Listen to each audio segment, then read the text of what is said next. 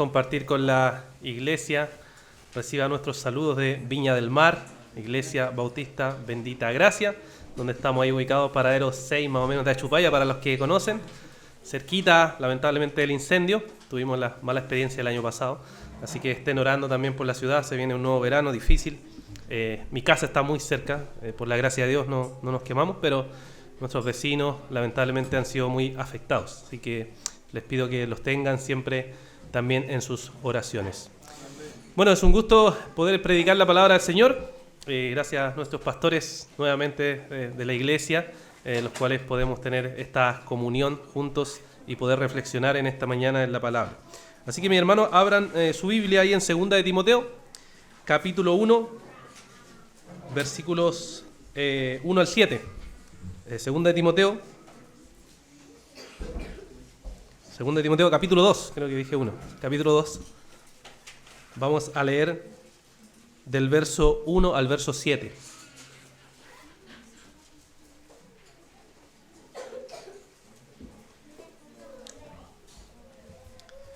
Dice entonces, yo uso Nueva Biblia de las Américas, por si acaso, si ven algún cambio ahí.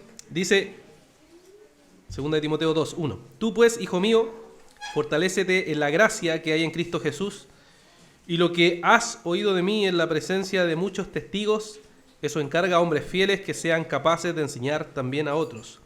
Sufre penalidades conmigo como buen soldado de Cristo Jesús. El soldado en servicio activo no se enreda en los negocios de la vida diaria a fin de poder agradar al que lo reclutó como soldado. También el que compite como atleta no gana el premio si no compite de acuerdo con las reglas.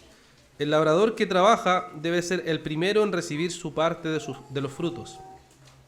Considera lo que te digo, pues el Señor te dará entendimiento en todo. Que el Señor bendiga su palabra. Oremos, hermanos. Padre, gracias por este momento y esta oportunidad, Señor, de poder compartir tu palabra con mis hermanos. Bendice, Señor, esta iglesia. Sigue bendiciendo el trabajo de plantación que también llevan a cabo, Señor. Y que este día, Señor, esta palabra pueda llegar a los corazones de ellos, Señor, y pueda hacernos meditar a todos respecto a esta gracia maravillosa que hemos recibido y cómo tú nos has dado esa gracia para esforzarnos en la gracia. Guíanos, Señor, en este día. Te pedimos todas estas cosas en el nombre de Jesús. Amén. Amén. Dietrich Bonhoeffer, si alguna vez has escuchado ese nombre un poco extraño, es un alemán, o fue un alemán, Dietrich Bonhoeffer, teólogo del siglo XX. Fue un teólogo muy importante, muy influyente en la iglesia cristiana. No todos lo quieren, por supuesto, como todo teólogo, tiene cosas buenas y cosas malas. Pero fue un teólogo que influyó escribiendo algunos tratados muy interesantes de teología, como un libro que se llama Ética, Vida en Comunidad, El costo del discipulado, libros que hasta el día de hoy por lo menos se recomiendan como literatura para reflexionar. Él se hizo famoso porque estuvo en la Segunda Guerra Mundial y participó de un complot contra Hitler, entonces finalmente fue asesinado por eso, y es conocido por escribir muchas cartas desde la cárcel en su momento casi de los últimos días de su vida. Y él escribió un libro que se llama El costo del discipulado, en donde él hizo una distinción acerca de la gracia, entre la gracia cara y la gracia barata. Él hacía esa distinción en ese libro, El costo del discipulado. Y él, dando definición aquí, definió la gracia barata de esta manera. Él dice, la gracia barata es el enemigo mortal de nuestra iglesia. La gracia barata es la predicación del perdón sin requerir el arrepentimiento, el bautismo sin disciplina de la iglesia, la comunión sin confesión. La gracia barata es la gracia sin discipulado, gracia sin cruz, gracia sin Jesucristo vivo y encarnado. Lo que él quería apuntar es que en ese contexto en el cual estuvo, es que había una iglesia alemana que se había comprometido con Hitler y estaba dispuesta a diluir el mensaje del evangelio. Estaba dispuesta a unirse a Hitler y sus propósitos para Alemania y no a rebelarse y decir nosotros vamos a sufrir por causa del evangelio. No importa si Hitler tiene estos planes, nosotros como iglesia nos vamos a rebelar. Y él creó todo un movimiento que se le llama la iglesia confesante, que era una iglesia que se oponía al movimiento de Hitler, pero eran muy pocos cristianos. Entonces él le decía, lo que tenemos que hacer aquí es tomar la gracia con el peso que es. No la gracia barata, no vendernos al mejor postor, sino que tomar y sufrir por causa del mensaje del evangelio. Él comprendió entonces lo que es la gracia. La gracia, por supuesto, es algo que el Señor nos dio, pero que en esa misma gracia lo que nosotros tenemos que hacer es esforzarnos en la gracia. Y pasa que en la iglesia reformada a veces se tiende uno, cuando viene de un mundo muy legalista y llega a las doctrinas de la gracia, entonces cae en una especie de relajo y dice, bueno, el Señor me salvó, ya recibí su salvación, entonces, bueno, tengo que esperar el cielo simplemente. Tengo que esperar ir a la presencia de Dios, no hay que forzarse, oye, sos legalista, no pongas tantas reglas, oye, no seas legalista, hermano. Si es la gracia que me está transformando. Entonces caemos en una especie de gracia barata, en una especie en donde no hay esfuerzo, donde no hay sacrificio, donde pensamos que por gracia, al haber sido salvados, entonces no deberíamos esforzarnos. Pero la palabra nos dice lo contrario, hermanos. La palabra nos enseña que yo, con esa gracia que he recibido del Señor, tengo que ahora, con esa gracia, disciplinarme en la vida cristiana y esforzarme en la vida cristiana. Y esto es lo que Pablo le escribe aquí a Timoteo. Esto es lo que Pablo le está diciendo. Recordemos que aquí Pablo ya está en su segundo encarcelamiento, está a punto de ser ejecutado, está a punto de morir, y lo que está haciendo es escribirle a su discípulo joven pastor Timoteo ya casi sus últimas palabras. Lo está preparando porque él se va a ir como apóstol que lo ha formado, que le ha mostrado y se ha esforzado en mostrarle todo, y ahora lo prepara para despedirse. Y eso es lo que vemos en esta carta. En el capítulo 1 nos encontramos con que le exhorta Pablo a Timoteo a esforzarse en el Señor y le da incluso ejemplos de algunos hermanos que han sido partícipes de esta gracia, que han manifestado esta actitud de gracia. Y luego, en este capítulo 2, entonces vamos a ver cómo le dice a Timoteo que debe fortalecerse en esta gracia o esforzarse en esta gracia y ser un hombre de Dios. Y hermanos, eso es lo que nosotros tenemos que hacer. Al haber conocido la gracia de Dios que el Señor nos ha dado, ahora tomamos esa gracia para que nosotros nos esforcemos en esa gracia, para crecer espiritualmente para la obra y ser siervos del Señor conforme a su voluntad. Entonces observemos, hermanos, primero los dos primeros versículos en donde podemos ver que aquí entonces Pablo le va a decir al joven pastor Timoteo, esfuérzate o fortalécete en la gracia de Dios. Esfuérzate o fortalécete en la gracia de Dios. Versículo 1 y versículo 2. Entonces Pablo, después que termina el capítulo 1, señalando que algunos lo abandonaron y cómo Onésimo fue quien le dio consuelo y lo buscó en Roma, entonces empieza este capítulo 2 diciéndole a Timoteo en estos dos versículos tres cosas que podemos observar del pasaje. Lo primero que podemos observar, hermanos, es que en el verso 1 Pablo comienza llamándole a Timoteo, como lo ha hecho en todas las cartas pastorales, que son 1 Timoteo, 2 Timoteo y Tito, con ese afecto paternal. Ese afecto de alguien que ama al otro y que le dice, hijo mío, ¿no? Hijo mío. Ese término aparece muchas veces, mostrando el afecto que él tiene por Timoteo, el amor que tiene por este discípulo. Y le dice entonces, hijo mío. ¿Qué le quiere decir a su hijo? Le quiere decir que este hijo tiene que esforzarse en la gracia o fortalecerse en la gracia de Dios. Ahora, si nos detenemos a pensar por qué le está diciendo esto al joven pastor Timoteo, muchos estudiosos dicen que es muy probable porque Timoteo tendía a la timidez, tendía a la cobardía, tendía a de repente no esforzarse tanto en la gracia de Dios, y por eso era necesario volver a decirle esto: Timoteo, esfuérzate en la gracia de Dios. Fíjense en esta misma carta, en el capítulo 1, si uno retrocede un capítulo, en el versículos 6 al 8, 2 Timoteo 1, verso 6 al 8, le dice, por lo cual te recuerdo que avives el fuego de don de Dios que hay en ti por la imposición de mis manos, porque no nos ha dado Dios espíritu de cobardía, sino de poder, de amor y de dominio propio. Por tanto, no te avergüences del testimonio de nuestro Señor, ni de mí, prisionero suyo, sino participa conmigo en las aflicciones por el Evangelio según el poder de Dios. ¿Qué le está diciendo? Timoteo, aviva el fuego.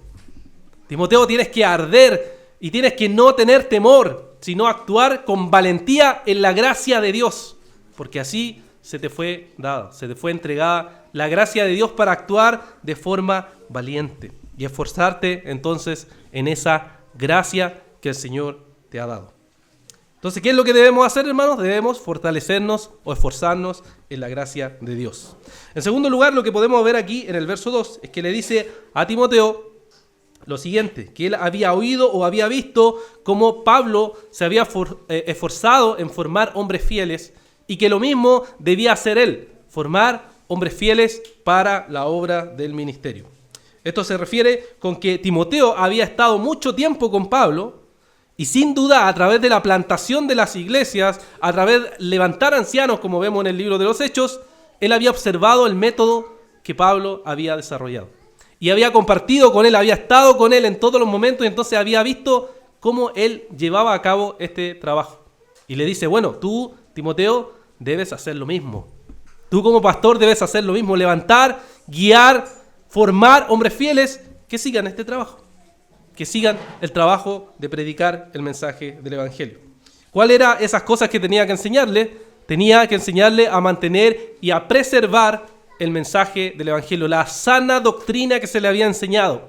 La misma doctrina que se le había transmitido de Pablo, él, Timoteo, tenía que hacerlo con otros hermanos. Si ustedes ven la segunda carta nuevamente en este mismo contexto, en el capítulo 1, versículo 13, le dice que retenga la norma de las sanas palabras que has oído de mí, en la fe y en el amor en Cristo Jesús. En el capítulo 3, versículo 14 de esta misma carta, 3:14 le dice, tú sin embargo persiste en las cosas que has aprendido y de las cuales te convenciste, sabiendo de quiénes las has aprendido. O sea, en otras palabras, Timoteo, mira, transmite la sana doctrina a estos hombres fieles, enseña a la iglesia, mantén el evangelio, no lo pierdas, no te desvíes, y eso es porque había falsos maestros. Recuerden, las cartas de Timoteo están en un contexto de falsos maestros, entonces el enfoque era, preocúpate de la doctrina que tú enseñes. Y en tercer lugar, le dice, bueno, encarga esto a hombres fieles, que sería la segunda parte del versículo 2, encarga esto a hombres fieles.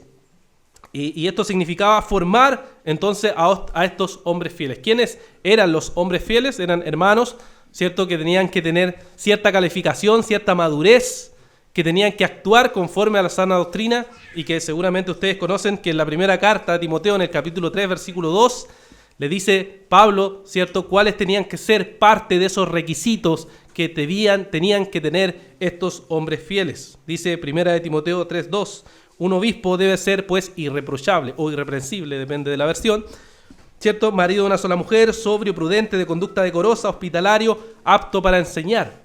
Ahora, eso no significa que solo los pastores deben tener eso, sino que es la aspiración que todo hermano madure hacia allá, actúe así, sea formado, que se preocupe de su familia, de criar a sus hijos, de ser y vivir una conducta piadosa constantemente. Todo hombre debe desear, actuar y vivir de esta manera.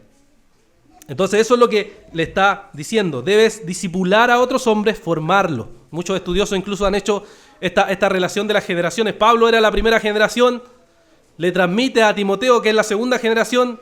Timoteo le enseña a otros hombres fieles que son la tercera generación, y esos hombres fieles le enseñan a otros hombres que es la cuarta generación. Y así es como se traspasa el evangelio. ¿Cómo llegó el evangelio acá?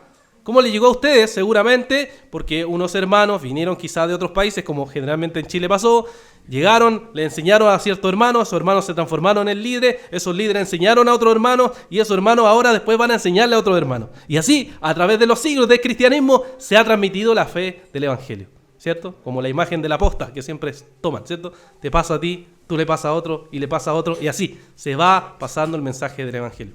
Hermano, esto entonces nos dice que primero una iglesia que va creciendo y que va madurando es una iglesia que tiene hombres fieles.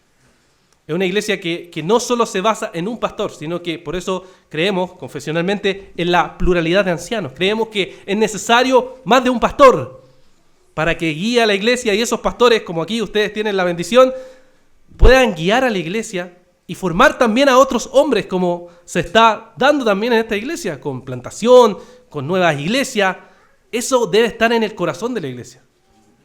La iglesia que quiere avanzar, que quiere glorificar al Señor, entonces ¿qué hace? Se esfuerza en poder hacer estas cosas. Pero tampoco, hermanos, debemos pensar que esto, entonces aquí solo habla de los hombres, entonces las mujeres no hacemos nada porque solamente son hombres, ¿ya? No, la gran comisión, hermanos, Mateo 28, ¿para qué lo vamos a citar? Me imagino que lo conoce. Mateo 28 dice que todo creyente debe hacer esta tarea. Todo creyente debe estar involucrado en esta tarea. Hombres y mujeres están involucrados en esta tarea. Y ahora uno puede decir, bueno, es que yo no tengo las capacidades, bueno, es que no soy capaz, bueno, es que yo no sé. Bueno, tiene que hacer ¿qué cosa? Esforzarse en la gracia, pues mi hermano. Tiene que esforzarse en la gracia. Siempre me ha parecido muy curioso a mí decir o escuchar a muchos cristianos decir, no me gusta leer. Ya, ok. ¿Y cómo busca a Dios, hermano? No, es que no me gusta leer. Pero Dios se reveló en un libro, por hermano. ¿O no? ¿Dónde habla Dios? En un libro, ¿cierto? Ya, y si Dios habla en un libro, entonces usted tiene que leer. Tiene que leer, no hay opción. No es opcional, hermano. Sino que usted tiene que leer y esforzarse a leer. Y si, bueno, le costó leer cuando niño, tiene que entonces disciplinarse para mejorar su lectura. Y si le costó la comprensión lectora, entonces tiene que esforzarse para comprender mejor la palabra de Dios. Tiene que esforzarse en la gracia de Dios, porque Dios le ha dado la capacidad a usted, con su Espíritu Santo, para que pueda hacer ese trabajo. Y entonces después usted, cuando vaya creciendo y vaya madurando, pueda ser capaz de discipular a otros. Y eso es otra cosa que tenemos al debe como iglesias en general. La idea del discipulado. La idea de esforzarnos en discipular a otras personas y guiarlas a la fe y enseñarles la fe. Porque ¿qué hacemos comúnmente? Bueno, que lo haga el pastor. Pues. No, ahí está el pastor. Oye, le pagamos al pastor, así que lo haga él. Esa es la lógica que tenemos, pero ¿de dónde sacamos esa lógica, hermano? ¿Está en la Escritura? ¿Es parte de la historia de la iglesia? No, hermanos. Los creyentes, lo que hacemos todos, y todos tenemos el mismo deseo y el anhelo en nuestro corazón, si somos verdaderos creyentes, es esforzarnos y discipular y guiar a otras personas, obviamente con la supervisión pastoral. Pero hay un deseo, hermanos. Hay un anhelo. Y entonces tú debes preguntarte qué tarea estás haciendo o cómo te estás esforzando en la gracia de Dios para realizar esta tarea, que es una tarea de toda la iglesia, mis hermanos. De toda la iglesia. Ahora Pablo después nos va a enfocar y nos va a mostrar que él quiere que para realizar esta tarea lo que tiene que hacer un cristiano es disciplinarse. Palabra temida hoy en día. Disciplinarse. ¿Ya? Y fíjense ustedes lo que va a decir Pablo entonces de los versículos 3 al verso 7. Les va a decir que se esfuercen o se fortalezcan en su vida cristiana. Verso 3 al 7. Esforzarse o fortalecerse en la vida cristiana. Y Pablo para eso va a usar distintas ilustraciones o metáforas, pueden tomarlo como quieran, para mostrarle cómo el cristiano debería esforzarse en su vida cristiana para entonces poder ser un ejemplo y poder ser alguien que puede discipular a otras personas. Observemos entonces versículos 3 al 7. Primero, Pablo va a decir en los versículos 3 y 4 que le dice a Timoteo que él debe ser un buen soldado de Cristo. ¿Ya? Un buen soldado de Cristo, verso 3 y verso 4. Ahora este lenguaje de soldado, de alguien que está peleando, era un lenguaje muy común en la iglesia antigua, iglesia militante, seguramente algunos conocerán quizás ese término, que se usaba mucho en la iglesia, y es porque en la Escritura hay mucho uso de este lenguaje, de un lenguaje militar. ¿Ya? Y Pablo lo usa no solamente acá, sino que lo usa en otras ocasiones.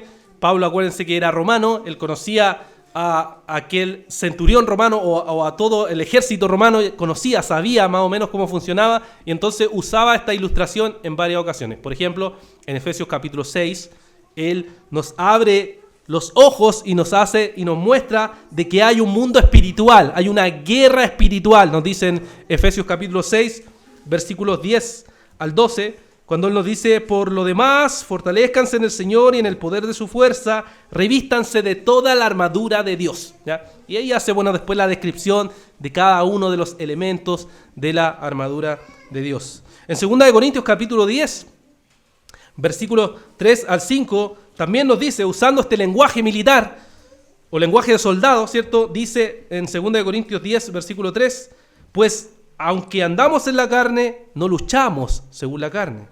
Porque las armas de nuestra contienda no son carnales, sino poderosas en Dios para la destrucción de fortalezas.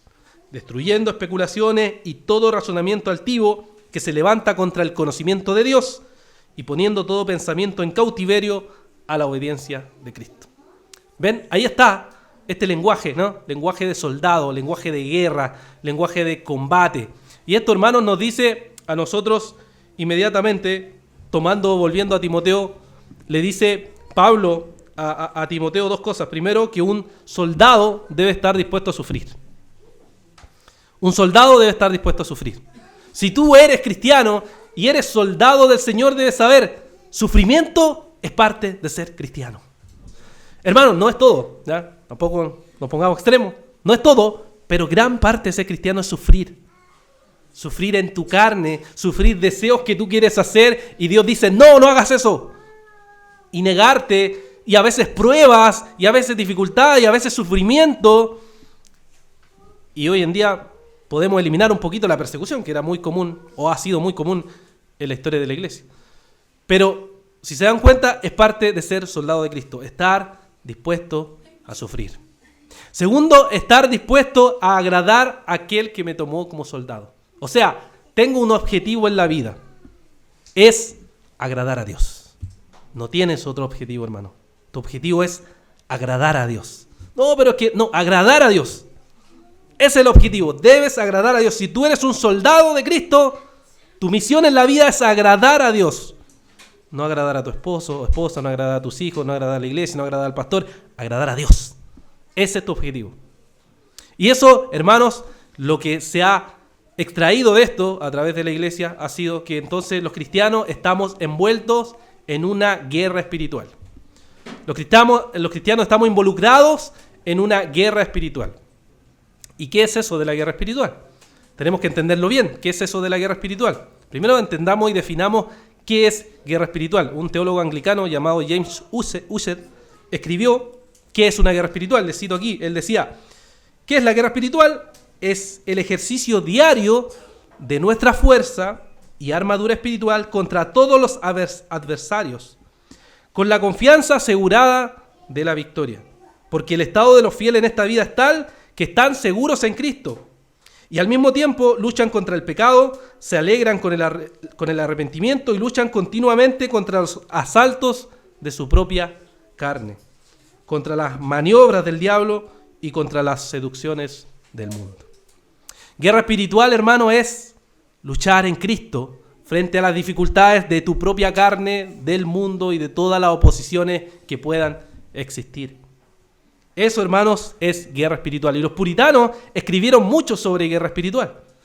Por ejemplo, Thomas Watson escribió un libro que se llama El soldado cristiano. Excelente libro, que explica bien cómo es o cómo debería ser la guerra espiritual. Porque tenemos dos extremos en el mundo evangélico. Uno es ver demonios en todos lados. Y el otro es decir, no existe el mundo espiritual. Ya, ninguna de las dos opciones, hermano, es correcta. La guerra espiritual existe, es real. Pero tenemos que saber cómo pelear esa guerra espiritual. Y es, hermano, en los medios que el Señor ha creado para eso. La oración, la palabra, la comunión, buscar constantemente a Dios, vivir constantemente para la gloria de Dios. Por ejemplo, si se pone a pensar en esta semana, hermano. Si usted se pone a pensar en esta semana, que dijo, esta semana voy a orar, ya esta semana sí que oro. Esta semana sí que sigo mi plan de lectura. Y se ponía a orar. ¿Y qué pasa? Oh, me quedé dormido. Toda la Biblia manchada, ¿no? O digo, no, ahora sí voy a leer. Y de repente, no sé, salió algo. Me distraje. No leí mi capítulo hoy día. Y empieza a observar la semana y se va dando cuenta que en esta semana no oró ni leyó. Hermano, ¿qué es eso? Guerra espiritual. La guerra espiritual es tratar de luchar por mantener tu comunión con Dios. Eso es guerra espiritual. Es Satanás tratando de oponerse a que tú busques a Dios. Es tu propia carne luchando contra ti, diciéndote, no leas, no oras. Hay cosas más importantes. O cuando dices, voy a orar y en mi mente empieza, no hice esto, el mail, me llamó el hermano. Y te distraes y nunca lees, nunca buscas a Dios. Ahí estás luchando espiritualmente porque tu alma encuentre satisfacción en Cristo y no lo está teniendo. ¿Por qué? porque las distracciones del mundo te arrastraron y te llevaron contra la voluntad de Dios. ¿Se dan cuenta? Pero la gente tiende a pensar que guerra espiritual es otra cosa, pero guerra espiritual se veía así: luchar por mantener la comunión con Dios. Y luchas contra ti mismo. Y luchas contra las distracciones del mundo. Estás luchando constantemente. Hay un credo, los marines de Estados Unidos tienen un credo que ellos repiten, en donde usan la idea del fusil. El fusil como algo el cual ellos deben manejar tan bien que debe estar casi apegado a él. Y si uno lee ese credo, pero le cambia la palabra mi fusil por la Biblia, se va a dar cuenta de la importancia que debería tener la escritura para mí, o la oración para mí, para buscar al Señor. Y les leo aquí un poco sobre eso. Le voy a cambiar mi fusil por la Biblia para que se den cuenta de la importancia que les dan ellos. Dice, este es mi fusil, dice ahí, pero empezamos, esta es mi Biblia. Existen muchos otros iguales, pero este es el mío. Mi Biblia es mi mejor amigo. Mi Biblia es mi vida. Debo dominarlo tanto como domino mi vida. Sin mi Biblia, yo soy inútil. Debo disparar bien mi Biblia.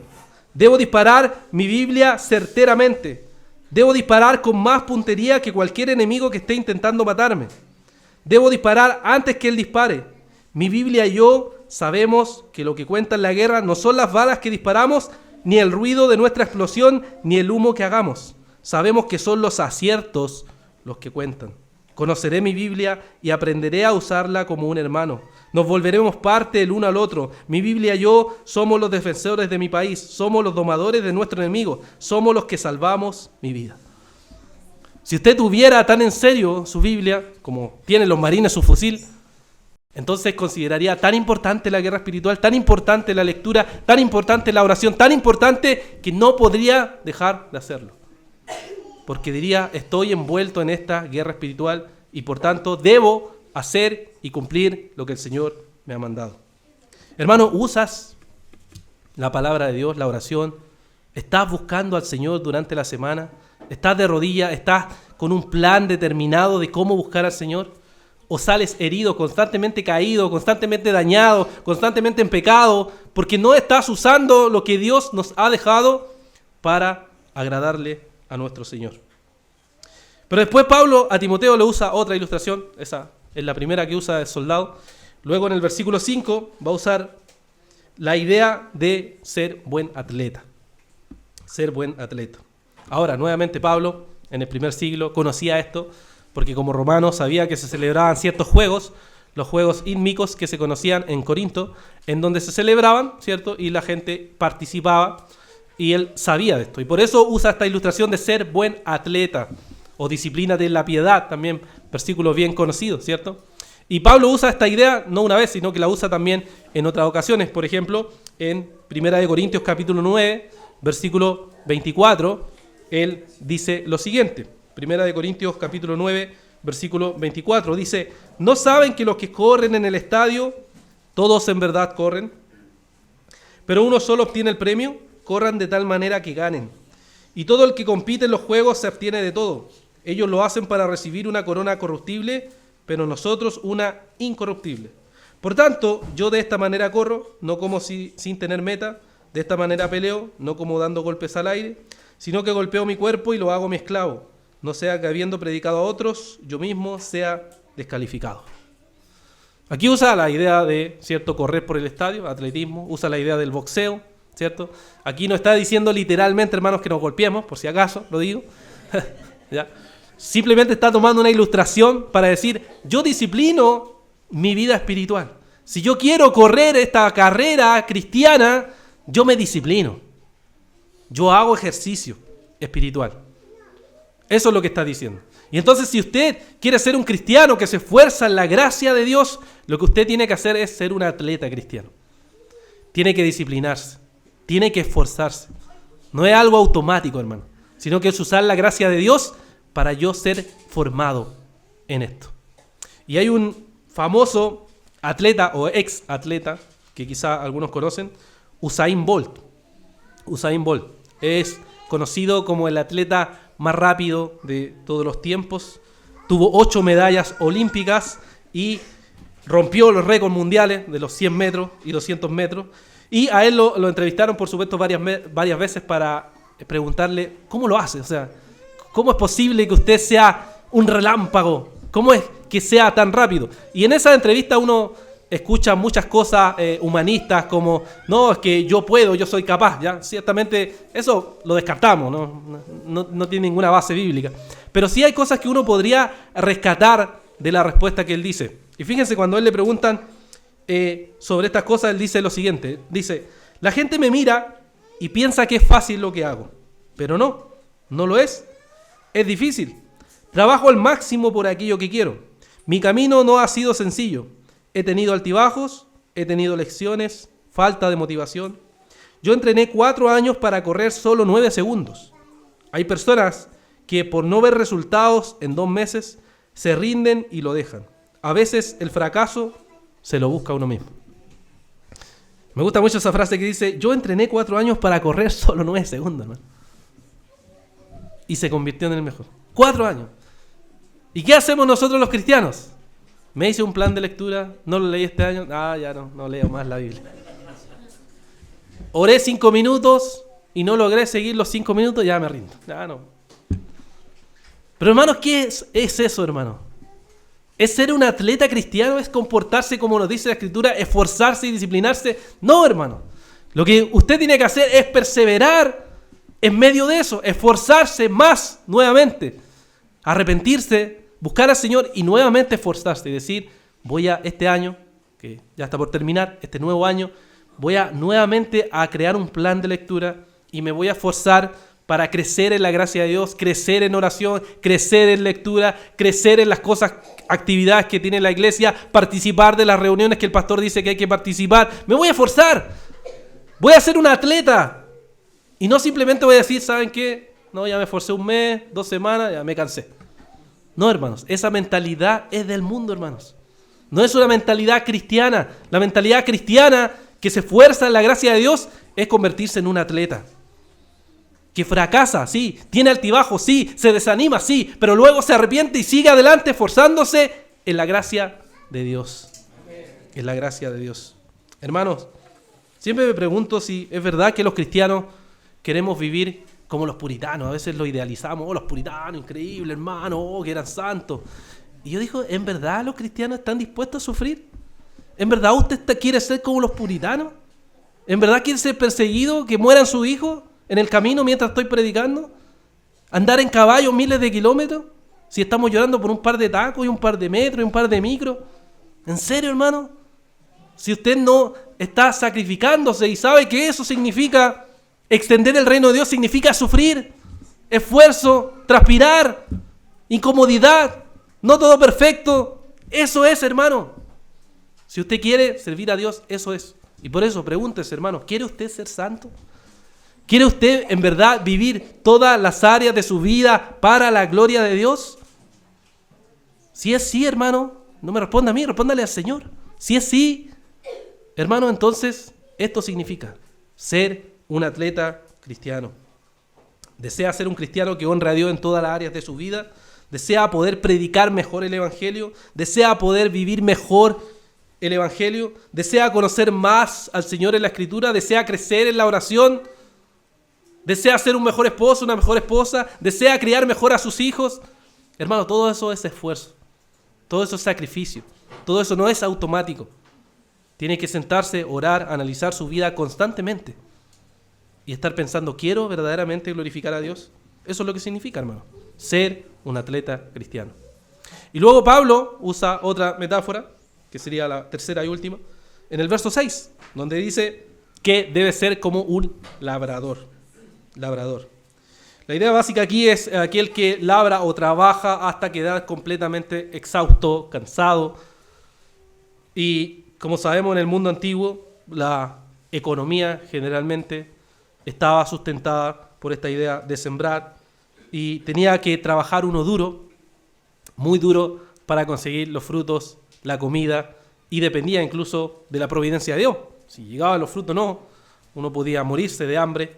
En el mundo antiguo eran así las cosas, hermanos.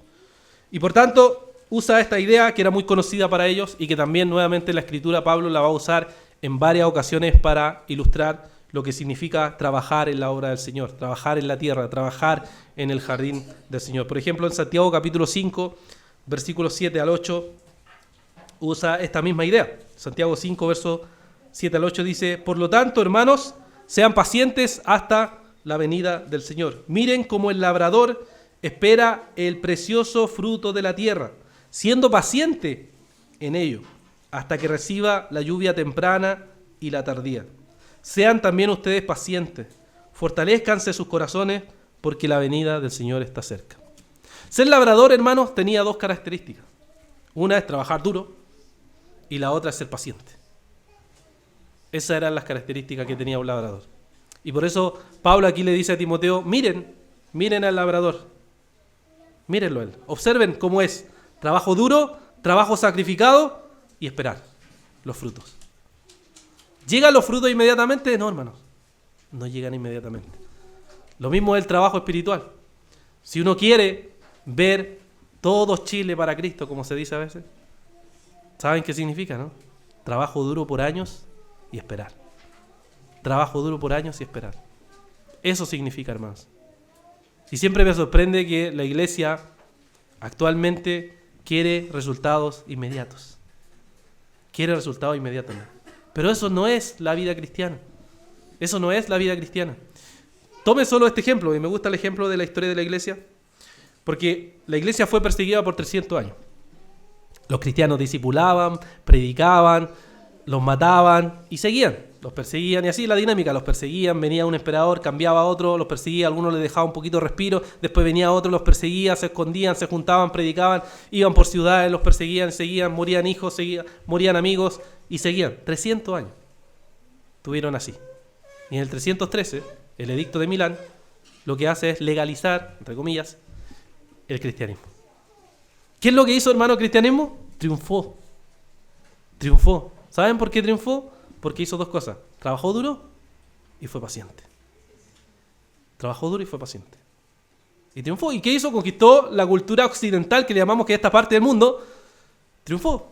Ahora, todos los conceptos que tenemos en esta cultura son conceptos cristianos, aunque ciertamente se han secularizado, como se dice, pero son cristianos.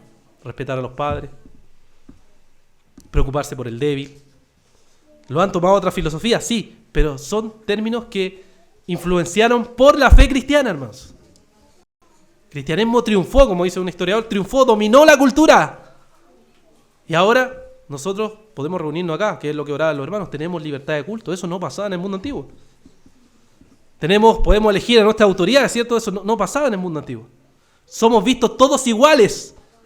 Esas son ideas cristianas, hermanos, que triunfaron sobre el mundo. ¿Por qué? Trabajaron duro y esperaron. No sé si eso va a durar. No sé cuánto tiempo va a durar eso en este mundo, hermanos. Pero sé que la iglesia del Señor puede triunfar, porque está fundada en lo que Cristo hizo en la cruz del Calvario. Él dijo que su iglesia iba a avanzar siempre, que su iglesia iba a triunfar, que nada va a detener a la iglesia del Señor. Entonces, aferrémonos, hermanos, a esa promesa. Seamos labradores, trabajadores de su viña, trabajadores del evangelio en la iglesia del Señor, y esperemos. Incluso, hermanos, le digo, esperemos incluso sin ver frutos inmediatos. Trabaje usted en la obra del Señor, quizá usted se va a morir y no va a haber fruto, hermano. Hay generaciones que se le ha llamado simplemente a trabajar duro y a esperar en las promesas de Dios. Recuerde lo que nos enseñaba el hermano en esta mañana, en la teología del pacto. Abraham no vio los frutos. Recuerde Hebreo 11. ¿Quién vio los frutos ahí? Muy pocos vieron los frutos. ¿Pero qué hicieron? Confiaron en el Señor. Dijeron, el Señor dijo esto, amén. Hagamos, trabajemos, confiemos. Tuvieron recaídas, sí, tuvieron altibajo, obvio, hermano, eso nos pasa a todos. Pero trabajaron confiando en la obra del Señor. Y eso es lo que hacemos, eso es el labrador, confiar en el Señor. Quizás no vamos a ver los frutos ahora, pero la siguiente generación va a recibir ese fruto. Y esa es la iglesia del Señor. Esa es la bendición de ser una iglesia de generación en generación, que se va traspasando hasta llegar a otras personas. Hermano, ¿usted anhela eso? ¿Anhela tener un compromiso con su iglesia? ¿Anhela ser un labrador de la obra del Señor? ¿Anhela trabajar duro en la obra de Dios sin ver resultados y sin a veces ni siquiera recibir reconocimiento, hermanos? Que otra de las cosas que tenemos hoy en nuestra cultura, queremos que nos aplaudan. ¡Wow! ¡Qué gran trabajo hiciste, hermano! ¿Y qué si no te dicen nada, hermano?